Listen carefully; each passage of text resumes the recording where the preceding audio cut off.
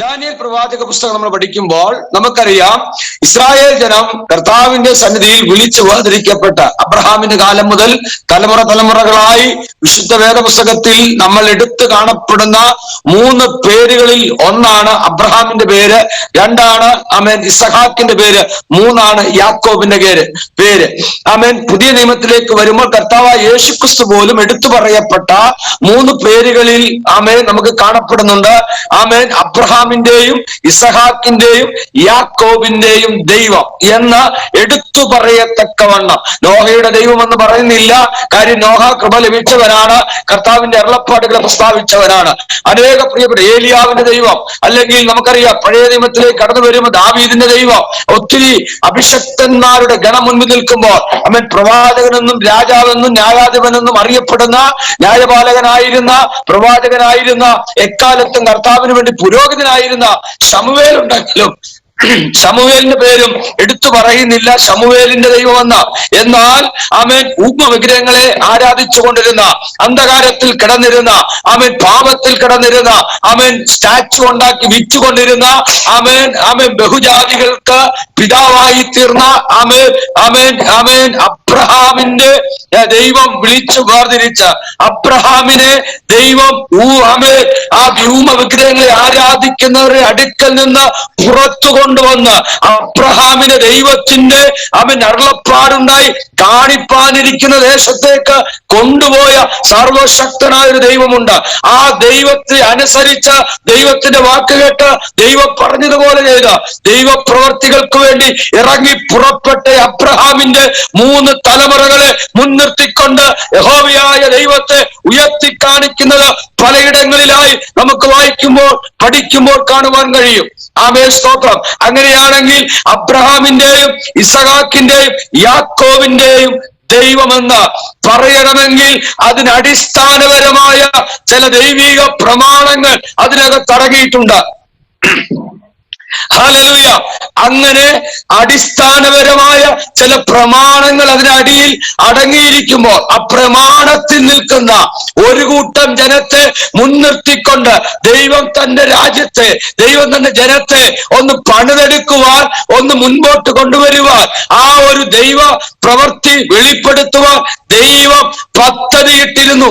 ആ ദൈവിക പദ്ധതിക്കകത്ത് ദൈവം ചെയ്യുവാൻ ആഗ്രഹിച്ച ദൈവിക പ്രവൃത്തികളെ പൂർത്തീകരണത്തിലേക്ക് കൊണ്ടുവരുവാൻ കഴിയാതെ ആമേൻ അതേ ജനം തലമുറ കഴിഞ്ഞപ്പോൾ ഏകദേശം നമുക്കറിയാം BC 606 വന്നപ്പോൾ ഈ 606 അവിടെ കാണുന്നത് എങ്ങനെയാണ്? അടുത്ത ഒരു തലമുറ രാജാക്കന്മാരെ ആവശ്യപ്പെടുകയാണ്.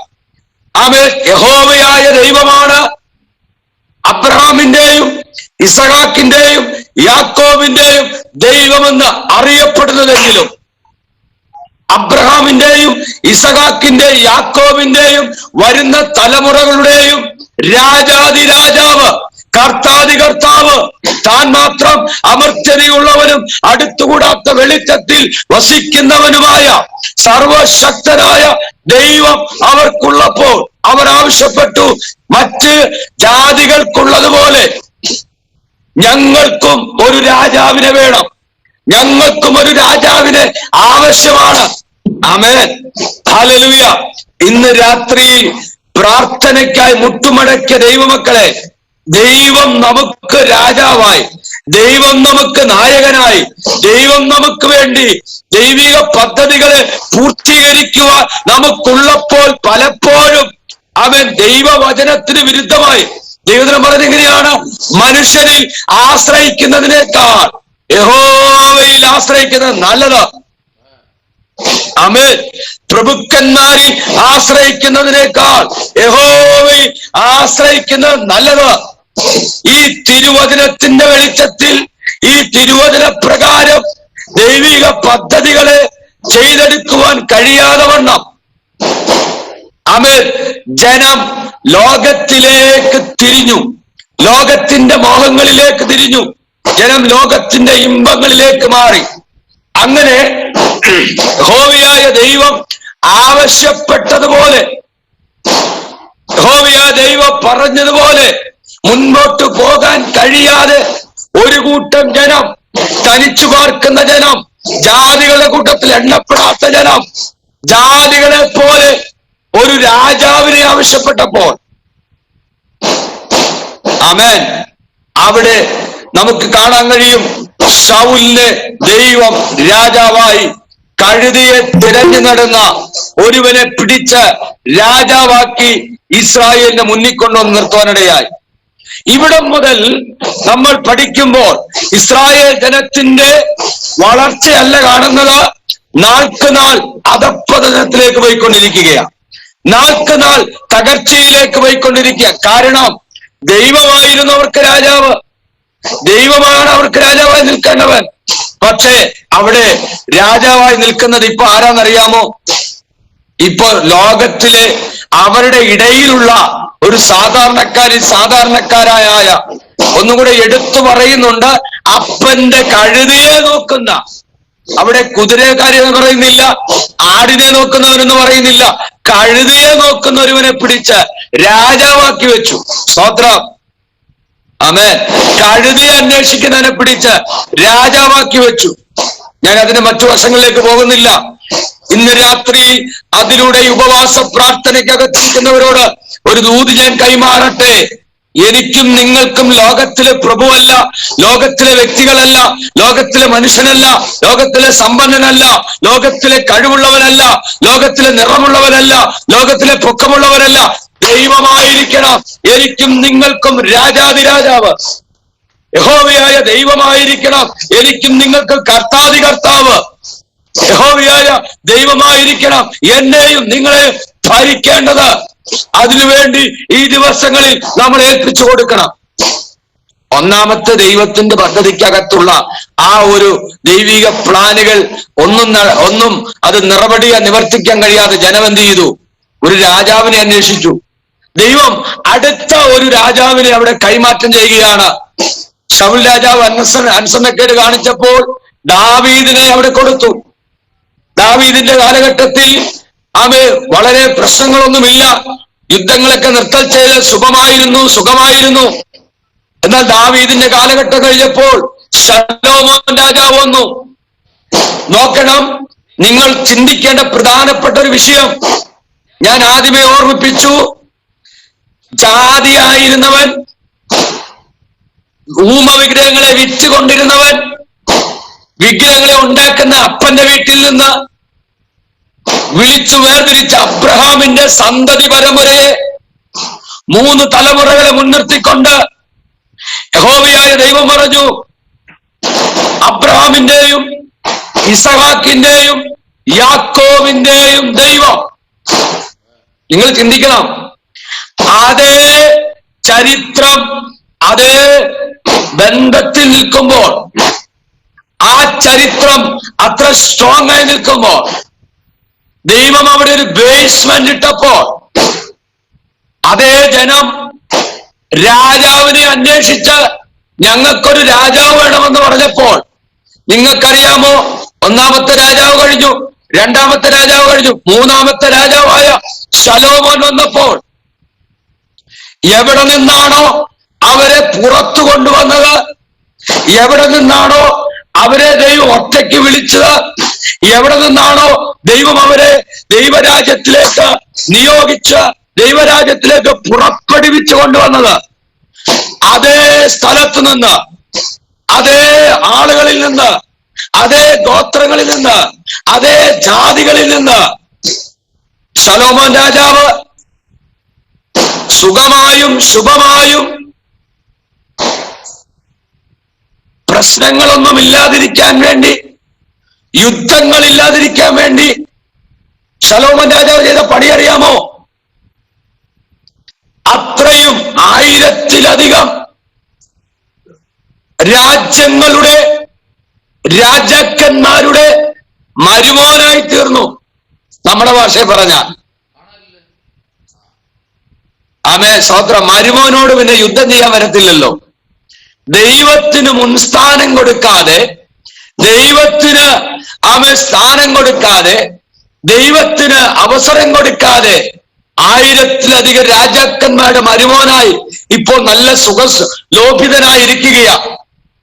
നമ്മുടെ കേരളത്തിന്റെ ഇന്നത്തെ ഒരു രീതി അനുസരിച്ച് നോക്കിയാൽ, പ്രത്യേകിച്ച് തിരുവനന്തപുരംകാരുടെ ഒരു രീതി വെച്ച് നോക്കിയാൽ, അവൻ ഒരു പെണ്ണിനെ കൊടുക്കുമ്പോ ആ രാജ്യത്തിലെ അല്ലെങ്കിൽ ആ വീട്ടുകാര് അവൻ നല്ലൊരു ഡൗറി കൊടുക്കും, ആ വീട്ടിൽ ആവശ്യമുള്ള പാത്രങ്ങൾ കൊടുക്കും.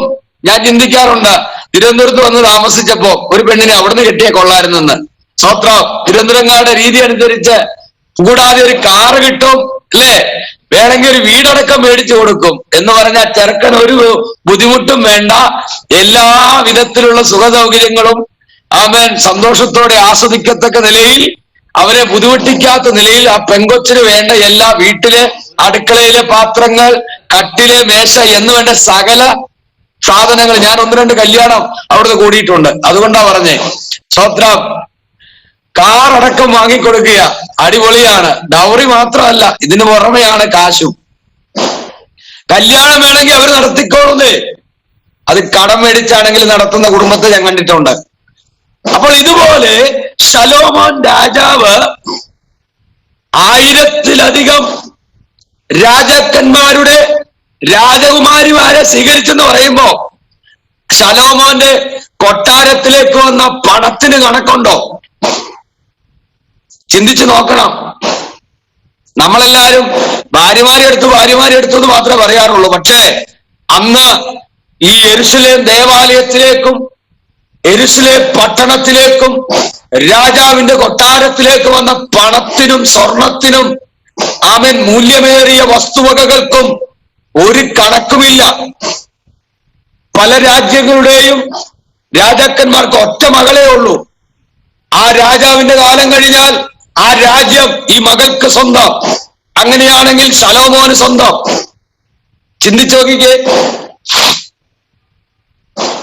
അവൻ ജ്ഞാനികളിൽ ജ്ഞാനിയായിരുന്നു. പക്ഷെ ഞാൻ നമ്മുടെ വിഷയത്തിലേക്ക് വേഗത്തിൽ കടക്കട്ടെ.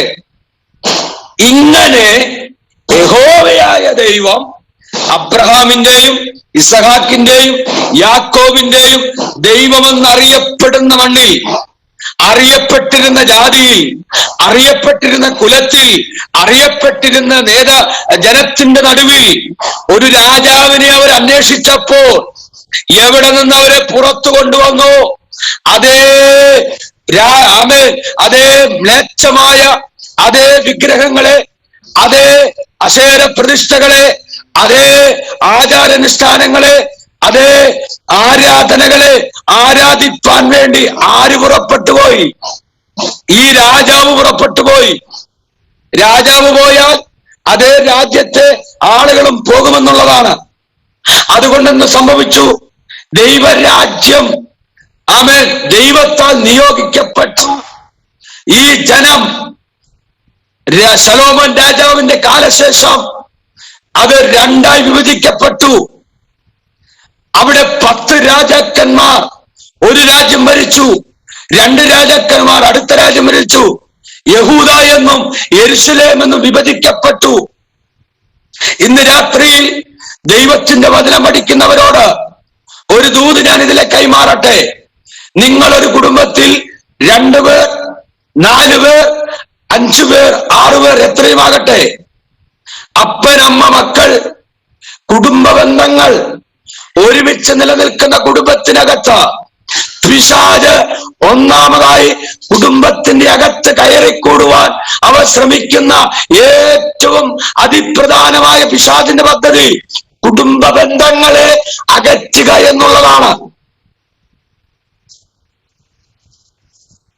യേശുവിന് അധികാരമുള്ള നാമത്തിൽ ഈ ഉപവാസ പ്രാർത്ഥനയ്ക്കകത്ത് കുടുംബ ബന്ധത്തെ അകറ്റുവാൻ നോക്കുന്ന, സ്നേഹബന്ധത്തിൽ നിന്ന്, ഈ കൂട്ടായ്മ ബന്ധത്തിൽ നിന്ന്, തലമുറകളുടെ ബന്ധത്തിൽ നിന്ന് അകറ്റുവാൻ നോക്കുന്ന പൈശാചിക മണ്ഡലങ്ങളെ ഇന്ന് രാത്രി യേശുവിന്റെ നാമത്തിൽ മാറിപ്പോകട്ടെ. ചുടമനഘടക ശബ്ദനാരഘടക അവൻ 2 രാജ്യങ്ങളായി, ആമേൻ യെരുശലേം എന്നും യഹൂദയെന്നും അത് 2ആയി പിരിഞ്ഞ് ആമേൻ 12 രാജാക്കന്മാരാൽ ഭരിക്കപ്പെട്ട അവൻ രാജ്യം ചെറുരാജ്യങ്ങളായി തീർന്നപ്പോൾ ഒറ്റ ശക്തിയായിരുന്നത് അവൻ 12 ശക്തികളായി വിഭജിക്കപ്പെട്ടു കഴിഞ്ഞപ്പോൾ മറ്റ് രാജ്യത്തുള്ള രാജാക്കന്മാർക്ക് വേഗത്തിൽ അതിനെ അവൻ പിടിച്ചടക്കാൻ കഴിഞ്ഞു. ശത്രുവിന് വേഗത്തിൽ ഒതുക്കാൻ കഴിഞ്ഞു. സ്തോത്രം. ഓരോ രാജ്യങ്ങളെ ഒതുക്കി ഒതുക്കി ഒതുക്കി ഒതുക്കി അവരവസാനം യെരുശലേമിൽ വന്നെത്തി.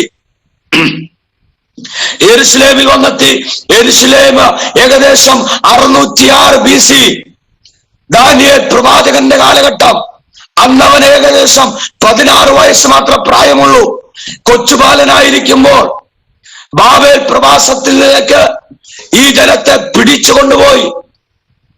ചിന്തിക്കണം, കുടുംബത്തിന്റെ അകത്ത് ഐക്യതയില്ലാതെ സ്നേഹബന്ധത്തിൽ അകറ്റിക്കൊണ്ട് ശത്രു നിങ്ങളെ പിടിച്ചുകൊണ്ടുപോകുവാൻ, തലമുറകളെ പിടിച്ചുകൊണ്ടുപോകുവാൻ, സ്നേഹബന്ധത്തിൽ നിന്ന് രക്തബന്ധത്തിൽ നിന്ന് അകറ്റി നിർത്തുവാൻ നോക്കുമ്പോൾ ഇന്ന് രാത്രി ഉണരണം, പ്രാർത്ഥിക്കണം, ജനമൊന്ന് ദൈവത്തിലേക്ക് അടുത്തു വരണം.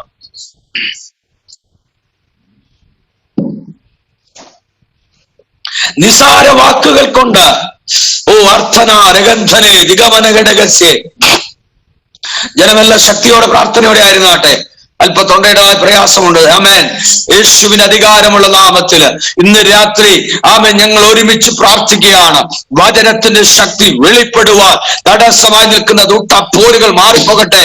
ശബ്ദത്തെ ദൈവം നിയന്ത്രിക്കണം കർത്താവ്, യേശുവിന്റെ നാമത്തില്, യേശുവിന്റെ നാമത്തില്, യേശുവിന്റെ നാമത്തിൽ. 16 വയസ്സ് മാത്രം പ്രായമുള്ള ദാനിയേൽ പ്രവാചകനെ ബാബേൽ പ്രവാസത്തിലേക്ക് പിടിച്ചുകൊണ്ടുപോയ കാലഘട്ടത്തിൽ നമുക്കറിയാം, കുറെ കാലഘട്ടങ്ങൾ നമുക്ക് പഠിക്കുമ്പോൾ മനസ്സിലാക്കാൻ കഴിയും. BC 606 ദാനിയേലിനെ ബന്ധനസ്ഥനാക്കി ബാബിലോണിലേക്ക് കൊണ്ടുപോകുകയാണ്.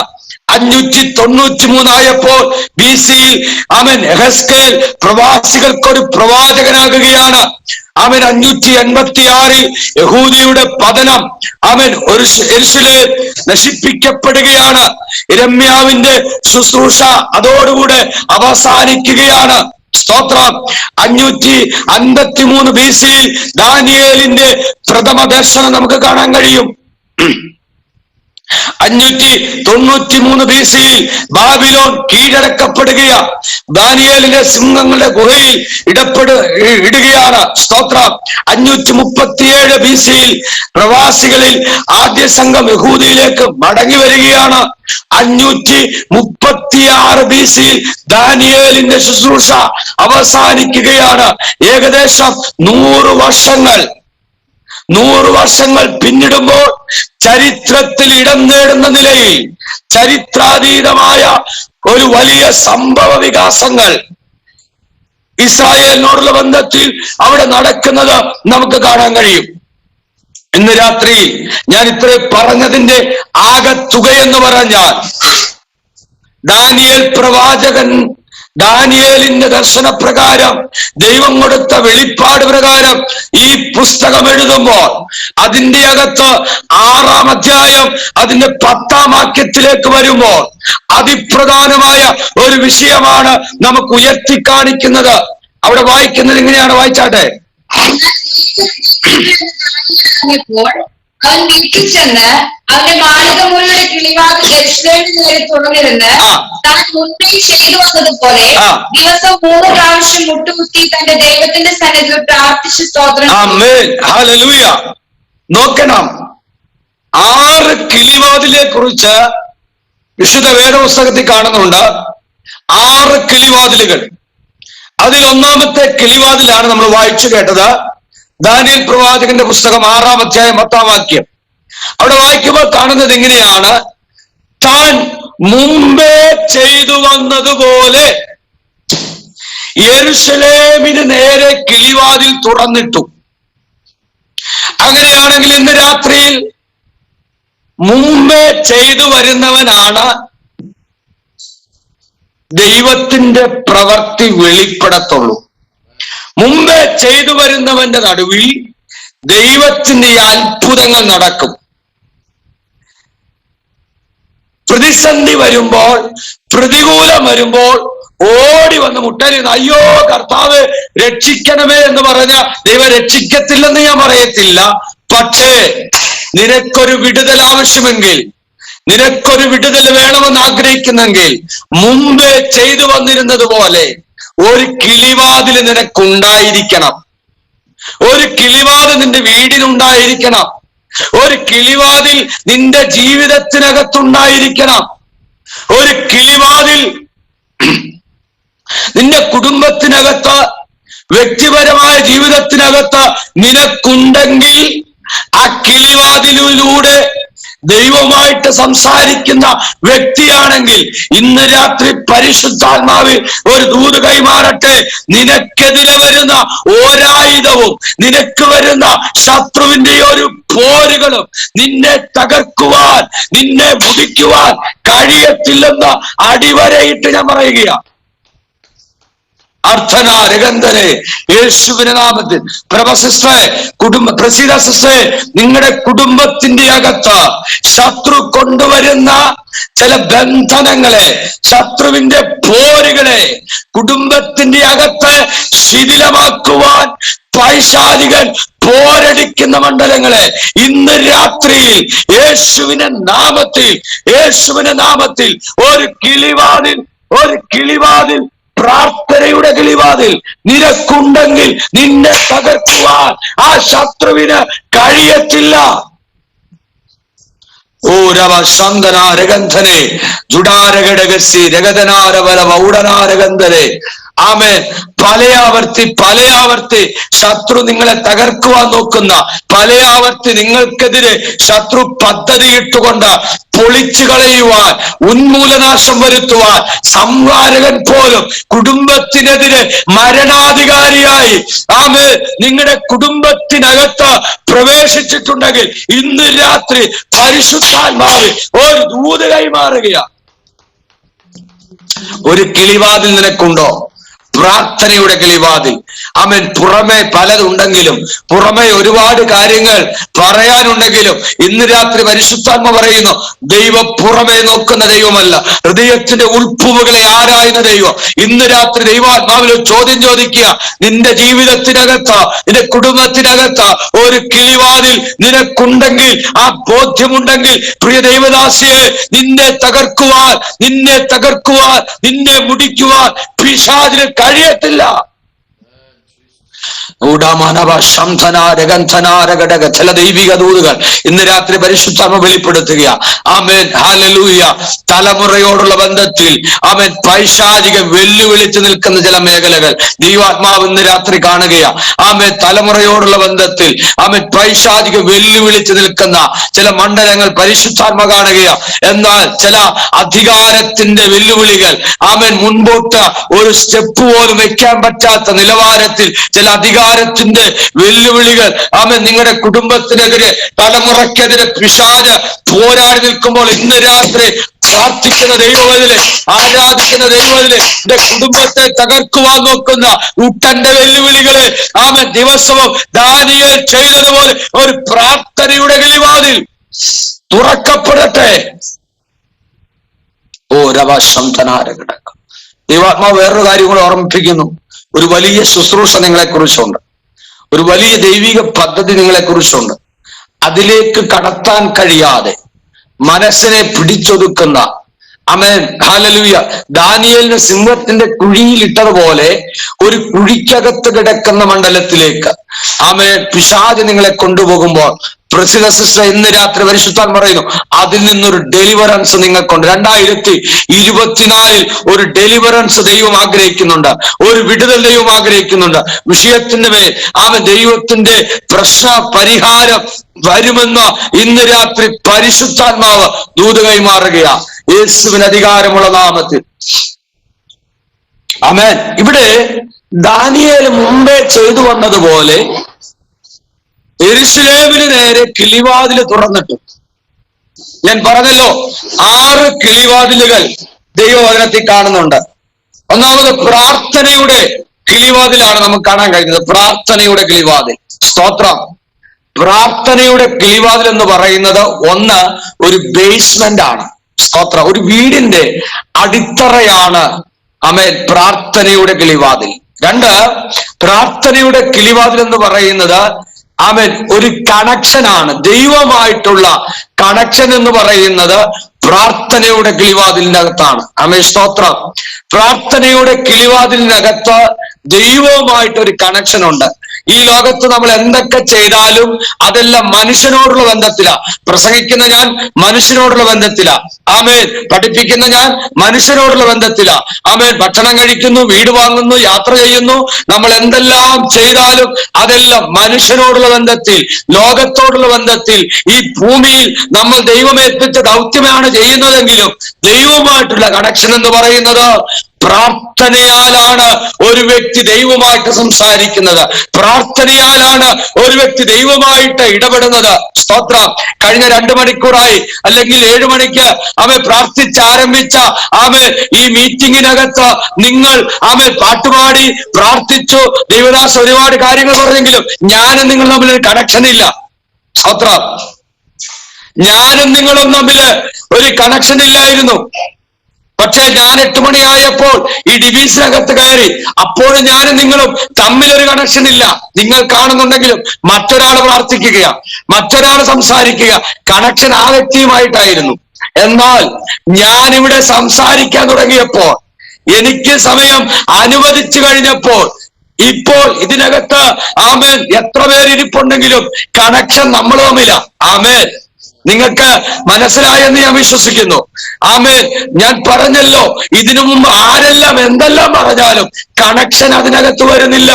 പ്രാർത്ഥിക്കാൻ നീ മുട്ടുമടക്കുന്ന സമയം മുതൽ ആമേൻ പറയുന്നത് വരെ ലോകവുമായിട്ടല്ല നിനക്ക് കണക്ഷൻ, ദൈവമായിട്ട കണക്ഷൻ.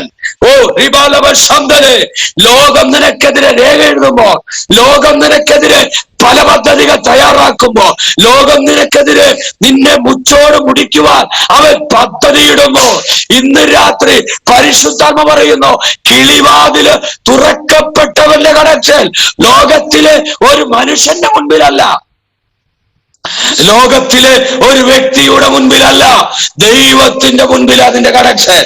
ദൈവമായിട്ടാണ് നീ സംസാരിക്കുന്നത്. Oh right now in the name of Jesus, യേശുവിന്റെ അധികാരമുള്ള നാമത്തിൽ ആ കണക്ഷൻ ഇന്ന് രാത്രി ഇതിനകത്ത് ചിലത് വിട്ടുപോയെങ്കിൽ, ചിലത് മുറിഞ്ഞുപോയെങ്കിൽ ഇന്ന് രാത്രി ആ കണക്ഷൻ ഒന്ന് ആരംഭിക്കട്ടെ. ഉടാരവ ശന്തൽ പൗഡര ഘടകസി രഗതേ. ആമേൻ. ഹല്ലേലൂയ. യേശുവിന്റെ നാമത്തിൽ ഇന്ന് രാത്രി പരിശുദ്ധാത്മാദൂത് കൈമാറുക. നിന്റെ കുടുംബത്തിന്റെ അകത്തളങ്ങളിൽ ആ കണക്ഷൻ ഉണ്ടാകണം. ഓക്കെ, നമ്മുടെ വിഷയത്തിലേക്ക് വരാം. പ്രാർത്ഥനയുടെ കിളിവാതിൽ 1. 2 നമുക്ക് വായിക്കാം. യോശുവയുടെ പുസ്തകം 2-ാം അധ്യായം 17-ാം വാക്യം. യോശുവയുടെ പുസ്തകം 2-ാം അധ്യായം 17-ാം വാക്യം. സമയം വേഗത്തിൽ ഓടുകയാണ്. അവർ അവനോട് പറഞ്ഞത്, ഞങ്ങൾ ഈ ദേശത്ത് വരുമ്പോൾ നീ ഞങ്ങളെ ഇറക്കിവിട്ട ഈ കിളിവാതിൽക്കൽ ഈ ചുവപ്പ് ചരട് കെട്ടുകയും നിന്റെ അപ്പനെയും അമ്മയെയും സഹോദരക്കാരെയും ഒക്കെയും നിന്റെ അടുക്കൽ വീട്ടിൽ നിർത്തിക്കൊള്ളുകയും വേണം. ആമേൻ. അവിടെ നമുക്ക് കാണാൻ കഴിയുന്ന ഒരു കിളിവാതിൽ, അഭിഷക്തന്മാർക്ക് അഭയം കൊടുത്ത കിളിവാതിൽ. ആമേൻ. 1 പ്രാർത്ഥനയുടെ കിളിവാതിലാണെങ്കിൽ, 2 അഭിഷക്തന്മാർക്ക് അഭയം കൊടുത്ത കിളിവാതില്. ഇങ്ങനെ കാണുന്നത് രക്ഷയുടെ കിളിവാതിൽ. സ്തോത്രം. രക്ഷയുടെ കിളിവാതിൽ. രക്ഷയുടെ കിളിവാതിൽ എങ്ങനെ ലഭ്യമായെന്ന് ചോദിച്ചാൽ, അഭിഷക്തന്മാർക്ക് അഭയം കൊടുത്തു. ദേശം ഉറ്റുനോക്കുവാൻ പോയപ്പോൾ അവിടെ കേമന്മാരുണ്ട്, രാജാക്കന്മാരുണ്ട്, പുരോഹിതന്മാര് കാണും, അധികാരികൾ കാണും, പണമുള്ളവൻ കാണും, പല സാഹചര്യങ്ങളുള്ളവ കാണും. പക്ഷേ ആ രാജ്യത്ത് ഒരു വേശ്യ സ്ത്രീ ഉണ്ടായിരുന്നു. ലോകത്തിന് മുമ്പിൽ പാപിനിയാണ്, ലോകത്തിന് മുമ്പിൽ അവൻ മോശക്കാരിയാണ്. പക്ഷേ ഇന്ന് രാത്രി ഞാൻ പറയട്ടെ, അവളുടെ ഹൃദയം നല്ലതായിരുന്നു. അവളുടെ സാഹചര്യം കൊണ്ടോ, അവളുടെ കുടുംബത്തിന്റെ അവസ്ഥ കൊണ്ടോ, അവളുടെ ജീവിതത്തിലെ ചിലപ്പോൾ കുടുംബത്തിന്റെ ബാക്ക്ഗ്രൗണ്ട് കൊണ്ടോ അവൾ ഒരു മോശ സ്ത്രീയായി ആ രാജ്യത്ത് തള്ളപ്പെട്ടെങ്കിലും, ഒരു മോശ സ്ത്രീയായിട്ട് അവളെ രാജ്യത്ത് ഒരു വേശ്യ സ്ത്രീ എന്ന മുദ്ര കുത്തിയെങ്കിലും, ഇന്ന് രാത്രി ഞാൻ പറയട്ടെ, അവൾക്കൊരു നല്ല ഹൃദയമുണ്ടായിരുന്നു. ദൈവപുരുഷന്മാരെ, ദൈവത്തിന്റെ അഭിഷക്തന്മാരെ, ദേശം ഉറ്റുനോക്കുവാൻ വന്നവരെ അവൻ വളരെ കരുതലോടുകൂടെ അവരെ എന്ത് ചെയ്തു? അവരെ ആരും കാണാതെ രക്ഷപ്പെടുത്താനിടയായി. അതുകൊണ്ട് രക്ഷയുടെ കിളിവാതിലാണ് അവിടെ കാണാൻ കഴിയുന്നത്. ഇന്ന് രാത്രി ഇതിനകത്തിരിക്കുന്ന പ്രിയപ്പെട്ടവരെ, ലോകം നിങ്ങളെ എന്തും പറയട്ടെ, സമൂഹം നിങ്ങളെ എന്തും വിധിക്കട്ടെ, ആമേൻ, നിങ്ങളുടെ കുടുംബം ചെറുതാണെന്നും നിങ്ങൾ കൊള്ളാത്തവളാണെന്നും കൊള്ളാത്ത സ്ത്രീയാണെന്നും സൗന്ദര്യമില്ലാത്തവളെന്നും നിങ്ങൾക്കൊണ്ട് അത് ഒന്നിനും പറ്റത്തില്ലെന്നും നീ തള്ളപ്പെട്ടവളായി ഒറ്റപ്പെട്ടവനായി കുടുംബത്തിൽ വിധിക്കപ്പെട്ടവനായി ഇതിന്റെ സാഹചര്യങ്ങൾ ആരും അറിയുന്നില്ല. നിങ്ങളുടെ കുടുംബത്തിന്റെ അകത്തെ ചില വിഷയങ്ങളുടെ മേൽ എന്തുകൊണ്ടാണ് ചില തീരുമാനങ്ങൾ എടുക്കേണ്ടി വന്നത്, എന്തുകൊണ്ടാണ് ഇങ്ങനെയുള്ള സാഹചര്യത്തിലൂടെ കടന്നു പോകുന്നത്, ഇത് മറ്റാർക്കും അറിയത്തില്ല, വേറെ ആർക്കും ഇതിന്റെ സാഹചര്യം അറിയത്തില്ല. പക്ഷേ ജീവിതത്തിൽ നിങ്ങൾ അനുഭവിക്കേണ്ടി വന്ന ചില തിക്താനുഭവങ്ങൾ, ചില വേദനകൾ, ചില സങ്കടങ്ങളുടെ നടുവിൽ ചില തീരുമാനങ്ങൾ എടുക്കേണ്ടി വന്നു. ഇന്ന് നിങ്ങൾ സമൂഹത്തിന്റെ മുൻപിൽ മോശക്കാരനെന്ന് മോശക്കാരിയെന്ന് ലോകം വിധി എഴുതുമ്പോ രക്തദാഹ്യം എടുക്കുകയാ യേശുവിന് അധികാരമുള്ള നാമത്തിൽ, യേശുവിന് അധികാരമുള്ള നാമത്തിൽ പരിശുദ്ധാത്മ പറയുന്നു, അതിന്റെ നടുവിൽ നിങ്ങളുടെ ഹൃദയം അറിയുന്ന ദൈവം, നിങ്ങളുടെ ഹൃദയത്തെ കാണുന്ന ഒരു തമ്പുരാൻ ഇന്ന് രാത്രി നിങ്ങളുടെ ഉപവാസ പ്രാർത്ഥനയ്ക്കകത്ത് ഇറങ്ങി വന്നിട്ടുണ്ട്. അല്ലയോ സഹോദര, അല്ലയോ സ്നേഹിത, അഭിഷക്തന്മാരെ, അഭിഷക്തദാസിമാരെ, നിങ്ങളുടെ ഹൃദയത്തെ അറിയുന്ന ഒരു ദൈവമുണ്ട്. ലോകമെന്തും പറയട്ടെ, പക്ഷെ ഒരു കാര്യം, എരിഹോ കോട്ട തകർന്നു വീഴുമ്പോ, എരിഹോ കോട്ട അവിടെയുള്ള സകലമാന വ്യക്തികളെയും, ആ എരിഹോവിന്റെ രാജാവിനെയും അവിടെയുള്ള സകല മനുഷ്യരെയും ആ കോട്ട തകർന്നു വീണ് ആ കോട്ടയ്ക്കകത്ത് ചത്ത് മണ്ണോട് മണ്ണടിയുമ്പോൾ ഇന്ന് രാത്രി പരിശുദ്ധാത്മാവിൽ ഞാൻ പറയട്ടെ, ആ നല്ല ഹൃദയമുള്ള പാപിനിയായ സ്ത്രീ എന്ന് ലോകം മുദ്രകുത്തിയവളാണ് ഇന്ന് രക്ഷപ്പെട്ടിരിക്കുന്നത്. നിങ്ങൾ ചിന്തിച്ചു നോക്കിക്ക, നമ്മേക്കാൾ കേമന്മാർ ഒരുപാട് ആളുകൾ ഉണ്ടെങ്കിലും എന്നെ കേൾക്കുന്ന പ്രിയപ്പെട്ടവരെ, ഈ പാവങ്ങളായ സാധാരണക്കാരായ നമ്മളെ ദൈവം തിരഞ്ഞെടുക്കുവാൻ ദൈവത്തിന് നമ്മളോട് ഇഷ്ടം തോന്നി. സ്തോത്രം. ദൈവത്തിന് നമ്മളോട് സ്നേഹം തോന്നി. ദൈവം നമ്മളെ മാനിക്കുവാനിടയായി. ഞാൻ അതിന്റെ ചരിത്രങ്ങളിലേക്ക് പോകുന്നില്ല. പക്ഷേ രക്ഷയുടെ കിളിവാതിൽ എനിക്കും നിനക്കും വേണ്ടി തുറന്നതുകൊണ്ട് യഹൂദന് കിട്ടേണ്ട രക്ഷ പാപികളായിരുന്ന ജാതികളായിരുന്ന എനിക്കും നിങ്ങൾക്കും വേണ്ടി തുറക്കപ്പെട്ടെന്നുള്ള ആ ദൈവിക ദൂത് ഇന്ന് രാത്രി തിരിച്ചറിയുന്ന ദൈവമക്കൾ ദൈവത്തെ സ്തുതിച്ചാട്ടെ.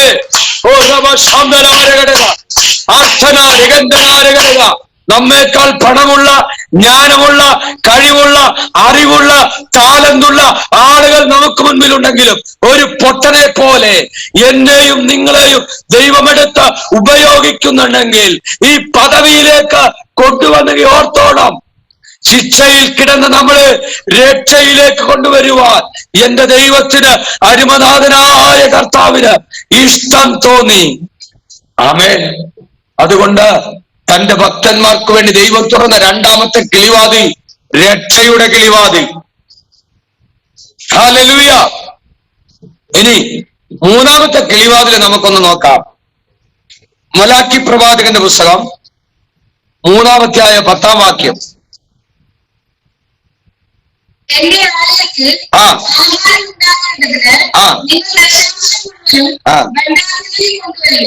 ഞാൻ നിങ്ങൾക്ക് ആകാശത്തെ കിളിവാതിലെ തുറന്ന് സ്ഥലം പോരാതെ വരുമ്പോഴും അനുഗ്രഹം പകരുകയില്ലയോ? ചുമ്മാതെ ഒന്നും കിട്ടത്തില്ല കേട്ടോ. സ്തോത്രം. ഇത് പറയുമ്പോ വലിയ സ്തോത്രമൊന്നും വരത്തില്ലെങ്കിലും ഉപവാസ പ്രാർത്ഥന പറയാതിരിക്കാൻ കഴിയത്തില്ല. ദൈവം നിങ്ങൾക്ക് തന്നിരിക്കുന്ന സകല നന്മകളിലും ദശാംശമാണ് പഴയ നിയമത്തിലെങ്കിലും പുതിയ നിയമത്തിലേക്ക് വരുമ്പോൾ ഓഹരിയ. ഓഹരി എന്ന് പറഞ്ഞാൽ എന്താ? ഓഹരി എന്ന് പറഞ്ഞാൽ ഒരപ്പന് 2 പുത്രന്മാർ, അത് ഇളയവൻ ചെന്ന് പറഞ്ഞു, അപ്പാ എന്റെ ദശാംശം കൊണ്ടാന്നല്ല പറഞ്ഞേ, എന്റെ ഓഹരി തരാനാ പറഞ്ഞത്. നിങ്ങൾക്ക് വേഗത്തിൽ മനസ്സിലാകാൻ ഞാൻ പറഞ്ഞതാ. അതുകൊണ്ട് പുതിയ നിയമത്തിൽ നിങ്ങൾ ദശാംശം കൊടുത്ത് കർത്താവിനെ പറ്റിക്കേണ്ട. 100 രൂപ കിട്ടിയ 10 രൂപ കൊണ്ട് കൊടുത്തിട്ട്, ഓ കർത്താവെ എനിക്ക് കിട്ടിയ നന്മയുടെ ദശാംശം.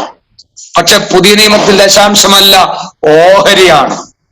ഓഹരി എന്ന് പറഞ്ഞാൽ നിന്റെ ആവശ്യത്തിന് നിനക്ക് ഉപയോഗിക്കാം. അപ്പോൾ തന്നെ കർത്താവിന് വേണ്ടി ഒരു വീതം മാറ്റിവെച്ചിരിക്കണം. സ്തോത്രം.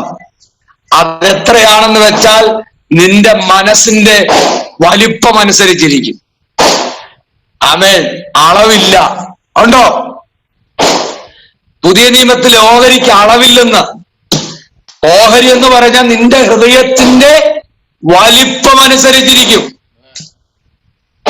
സ്തോത്രം.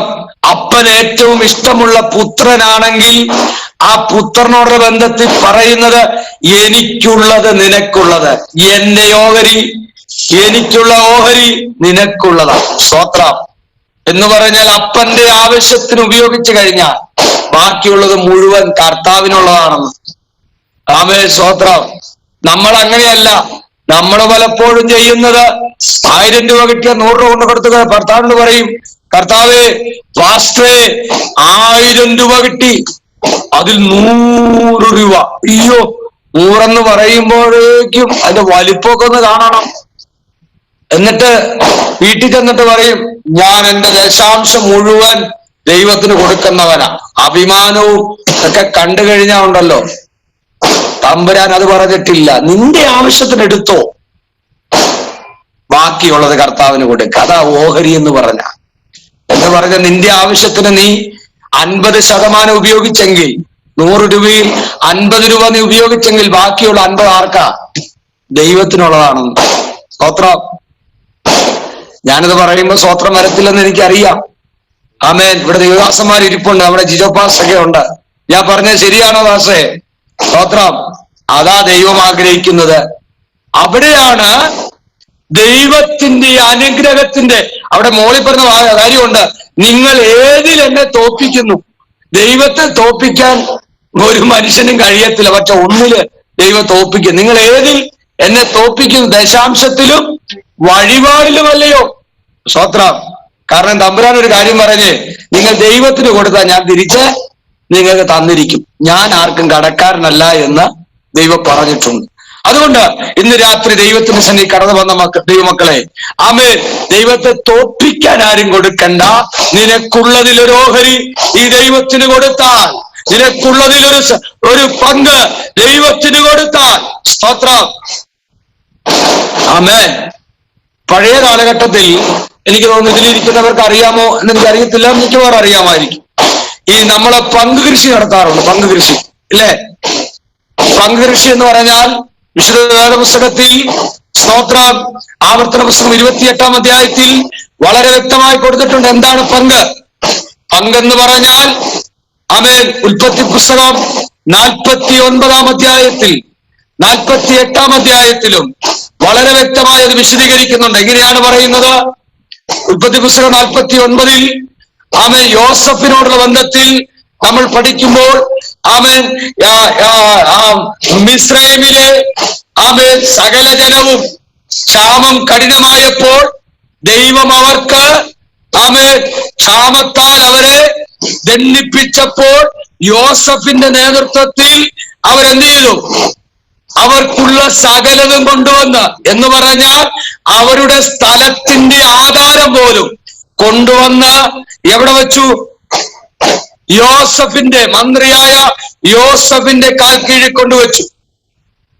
അപ്പോൾ യോസഫ് പറഞ്ഞു, ഞാൻ നിങ്ങൾക്ക് വിത്തും സ്ഥലവും തരാം, വിത്തും വളവും തരാം, നിങ്ങൾ കൃഷി ഇറക്കി കഴിയുമ്പോൾ 5-1 ആർക്ക് വേണം എന്ന് പറഞ്ഞാൽ 5 കൊട്ട അളക്കുമ്പോൾ 1 കൊട്ട യോസഫിന്റെ ഭണ്ഡാരത്തിലേക്ക് ഇട്ടേക്കണം.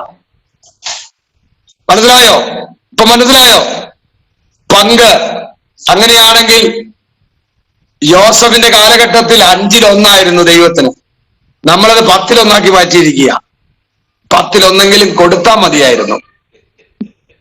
സ്തോത്രം. അതും കൊടുക്കുന്നില്ല. പിന്നെ എങ്ങനെ ദൈവം അനുഗ്രഹിക്കും?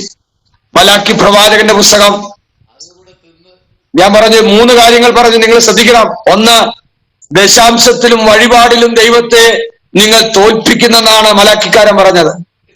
2, പഴയ നിയമത്തിൽ ദശാംശം പറയുന്നുണ്ടെങ്കിലും ഉൽപ്പത്തി പുസ്തകത്തിൽ പങ്കാണ് പറയുന്നത്, 5-1.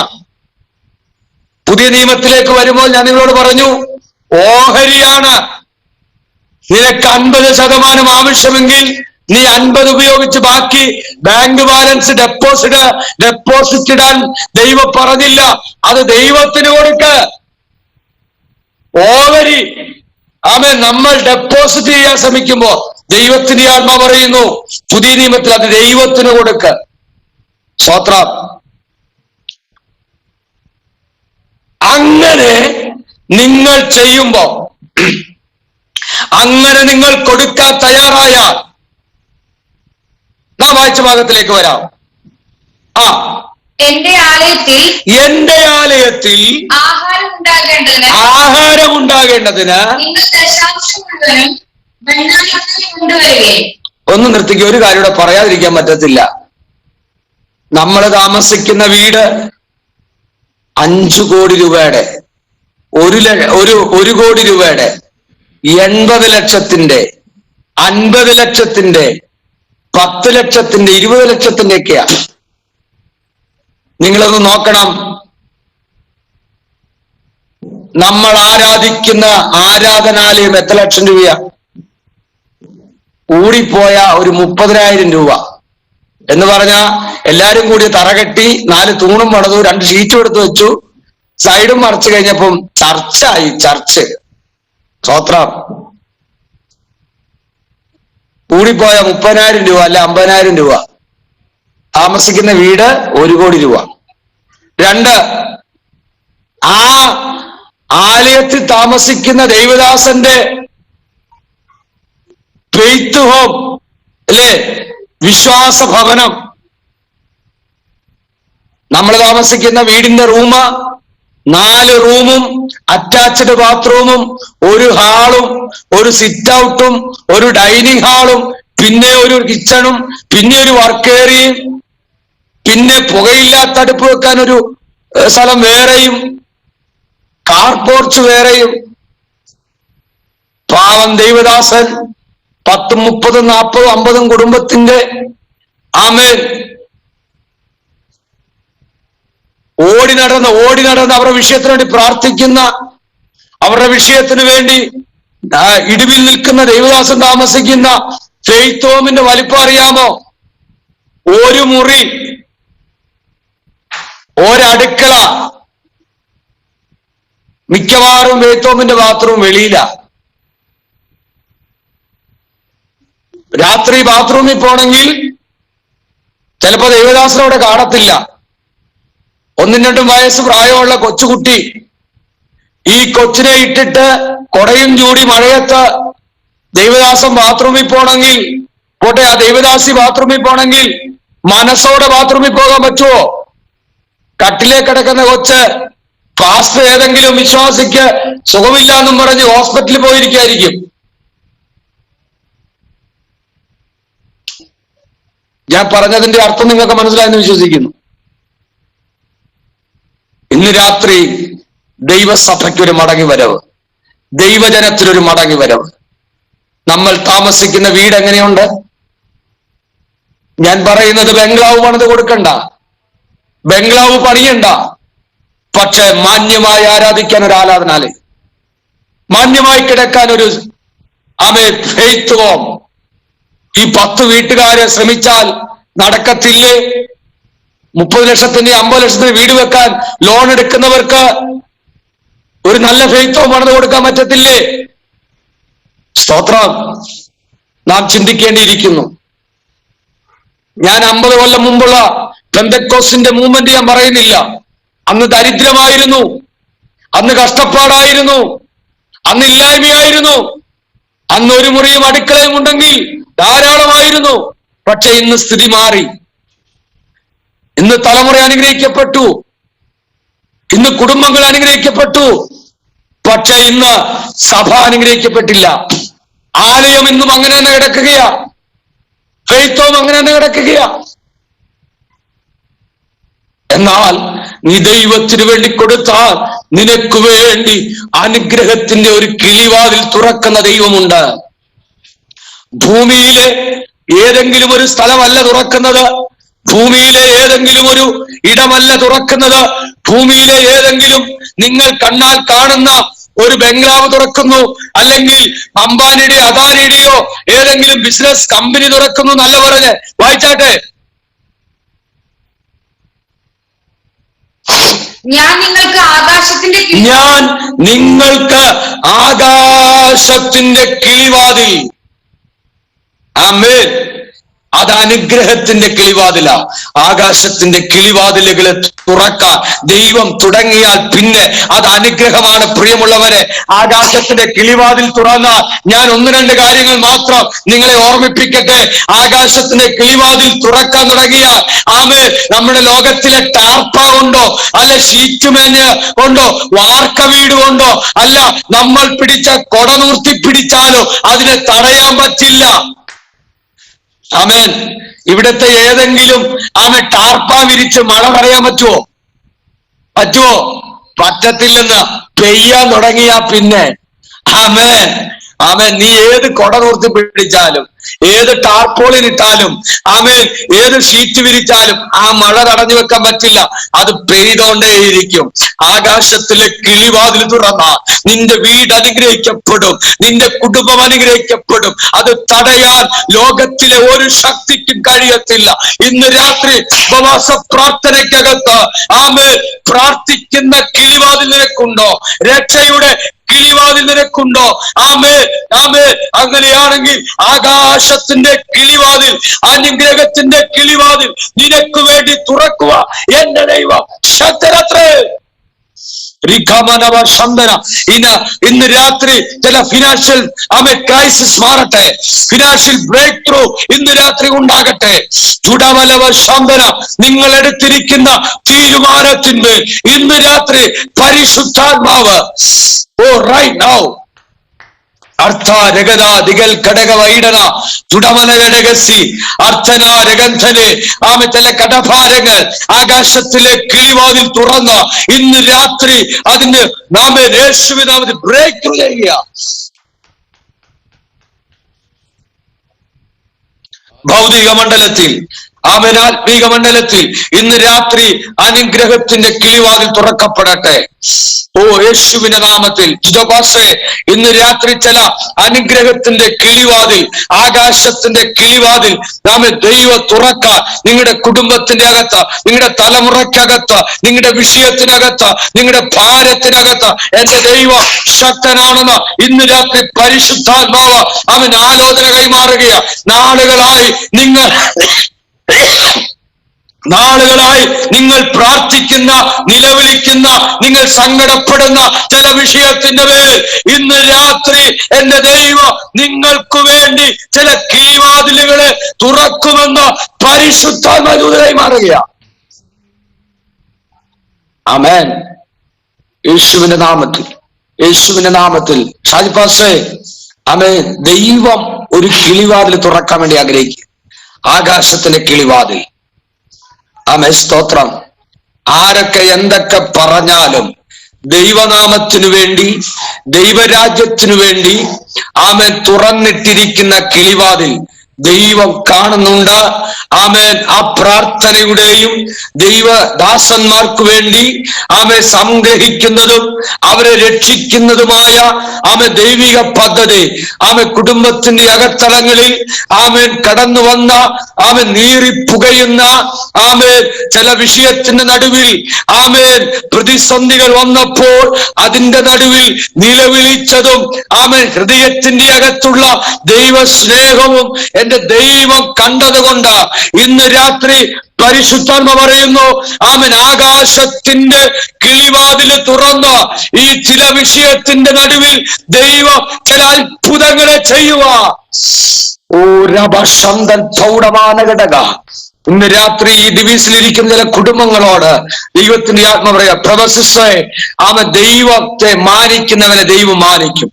ആമേൻ. സാഹചര്യങ്ങളെല്ലാം അവൻ നിങ്ങൾക്ക് അനുകൂലമല്ലെങ്കിലും ദൈവനാമത്തിനു വേണ്ടി ചില മണിക്കൂറുകൾ ഡിവീസുകളിൽ കയറി ദൈവനാമത്തെ ഉയർത്തുമ്പോൾ അവൻ നിന്റെ നാമത്തെ ഉയർത്തിയവൻ ലജ്ജിച്ചുപോയ ചരിത്രമില്ല. ആമേൻ.